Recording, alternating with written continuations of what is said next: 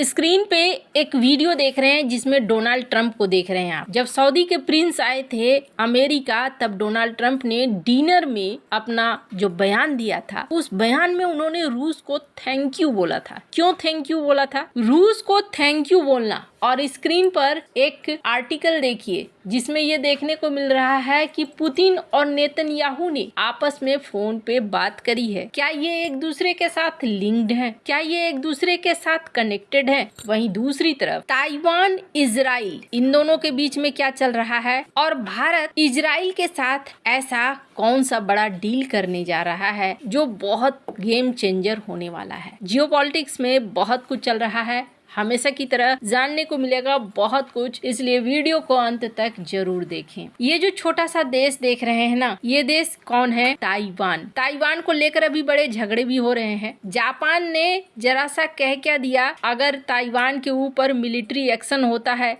तो हम मदद करने जाएंगे, कि उसे अच्छा खासा इस वक्त चाइना से प्रतिरोध झेलना पड़ रहा है और चाइना बड़ी फुल बेइज्जती भी कर रहा है, कई तरह के प्रतिबंध भी लगा रहा है। हालांकि जापान ने भी फिर अपनी तैयारियां शुरू कर दी है, पर ये ताइवान ना जापान से भी तेज निकला। ताइवान के फॉरेन मिनिस्टर, इन्होंने खुल्लम खुल्ला बयान दिया है, फिलिस्तीन हमारे लिए ठीक नहीं है, हमारे लिए ठीक ये है कि हम इजराइल के साथ खड़े हों। और ये बात इन्होंने बिल्कुल खुल्लम खुल्ला कही है। इन्होंने कहा है कि फिलिस्तीन ताइवान के लिए बहुत बुरा है। इन्होंने साथ में ये भी कहा कि हम फिलिस्तीन का सपोर्ट क्यों लें। फिलिस्तीन कहता है वन चाइना प्रिंसिपल, यानी फिलिस्तीन चाइना और ताइवान को अलग अलग देश नहीं मानता है, ताइवान को चाइना का प्रांत मानता है, तो हम क्यों माने। और ये इजराइल के साथ दोस्ती के लिए आगे भी बढ़ चुके हैं। इजराइल का एक प्रतिनिधिमंडल ताइवान में उतरा और जैसे ही उतरा नाराज हो गया चाइना।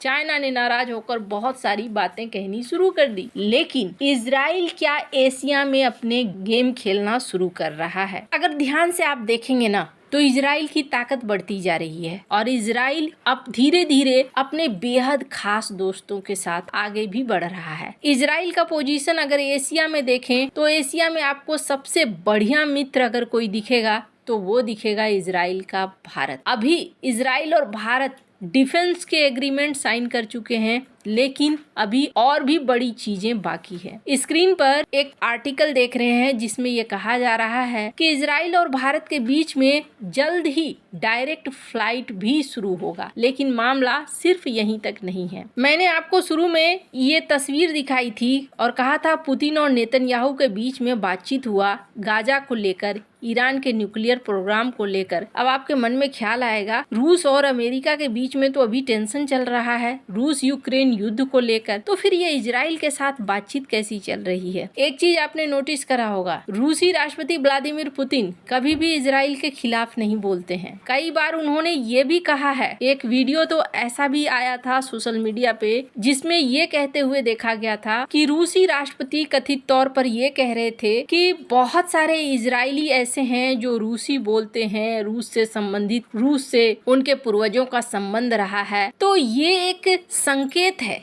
कहते हैं भय भी प्रीत न होई है गोपाला। इजराइल एक ताकतवर देश है टेक्नोलॉजी से लेकर हर चीज के मामले में, और ऐसे में हर देश चाहता है कि उसके साथ रिश्तों को ठीक कर कर रखें, सिवाय एक देश चाइना को छोड़कर। अब मैं ऐसा क्यों कह रही हूँ, स्क्रीन पर एक वीडियो सुनिए। ये डोनाल्ड ट्रंप ने कहा है, डोनाल्ड ट्रंप ने रूस को thank you I guess unanimously you can say China, which was against it, took a pass. Didn't vote against it, and Russia, which was against it, didn't vote against it. So we appreciate it, because one negative vote and it doesn't happen. So people were shocked to see that it was approved, and that was a great honor. It's a great honor for me, I will tell you. I think it's something like nobody's ever even imagined. और सबसे बड़ी बात यह है, Gaza को लेकर जो programme launch करा डोनाल्ड ट्रंप ने गाजा की शांति के लिए 20 पॉइंट का, उसे किस किस का समर्थन मिला है? सारे मुस्लिम देशों का समर्थन मिला है। और जब वोटिंग होने लगी तो यहाँ पर पहले तो चाइना और रूस ने मन बनाया था इस प्रस्ताव के खिलाफ में वोट करेंगे, लेकिन ये दोनों वोटिंग में शामिल ही नहीं हुए। डोनाल्ड ट्रंप ने इसी चीज को लेकर थैंक यू बोला कि आपने वोटिंग में शामिल न होकर मेरा साथ दे दिया है, इसके लिए आपको धन्यवाद। ऐसा लगता है नेतन्याहू और पुतिन की पर्दे के पीछे जो फोन पर बातचीत हुई ना, उस बातचीत का असर यहाँ पर देखने को मिला। तो यहाँ दुनिया के जियोपॉलिटिक्स में इस वक्त बहुत ही ज्यादा लाइमलाइट पर कौन आ गया है, यहाँ पर आ गया है इजराइल। भारत और इजराइल अभी हाल फिलहाल में जब भी पास आते हैं ना,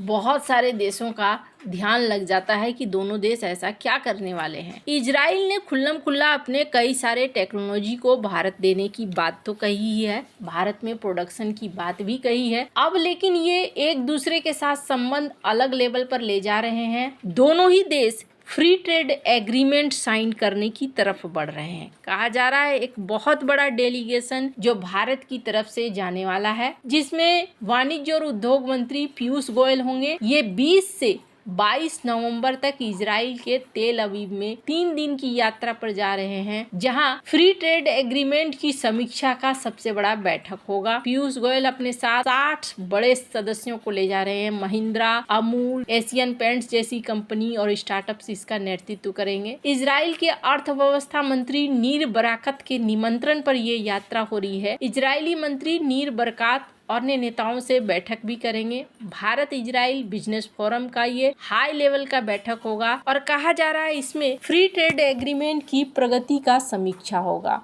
कि आगे किस तरीके से हम बढ़ सकते हैं और कैसे हम साइन कर सकते हैं। वैसे इजराइल और भारत डिफेंस के क्षेत्र में, कृषि, technology, cyber security, water management के क्षेत्र में एक दूसरे के साथ बड़े पार्टनर के रूप में काम कर रहे हैं। भारत ने कई देशों के साथ फ्री ट्रेड एग्रीमेंट साइन करी है और ये एग्रीमेंट भारत और इजराइल दोनों के लिए बहुत ज्यादा जरूरी है। इसलिए भी जरूरी है क्योंकि अब ना जियोपॉलिटिकल ऑर्डर भी बदल रहा है और कहीं न कहीं पाकिस्तान ये भी कोशिश कर रहा है कि इजराइल के साथ अपने संबंधों को किस तरीके से बढ़ाया जाए। अमेरिका के साथ अपने संबंधों को बढ़ाकर अब पाकिस्तान इजराइल के साथ कोशिश कर रहा है। हो सकता है पाकिस्तान इजराइल को मान्यता भी दे दे, कोई बहुत बड़ी बात नहीं होगी। हालांकि इससे तत्काल तो दोनों के बीच में कोई असर नहीं पड़ने वाला है, लेकिन भारत जितना ज्यादा गहरा संबंध बनाकर इजराइल के साथ रखेगा उतना ही बेहतर होगा और ये गहरा संबंध बनता हुआ दिख भी रहा है। भारत और इजराइल ने 4 नवंबर को डिफेंस समझौता किया, इसके बाद कई सारे ऑर्डर्स भी लेन देन हुए और अब जाकर ये देखने को मिल रहा है कि फ्री ट्रेड एग्रीमेंट की बातचीत हो रही है, जो एक अगला कदम है। वैसे आपको क्या लगता है, इन सब मामले में आपकी क्या राय है, कमेंट कर जरूर बताएं। जल्द मिलते हैं अगले वीडियो में नई खबर के साथ।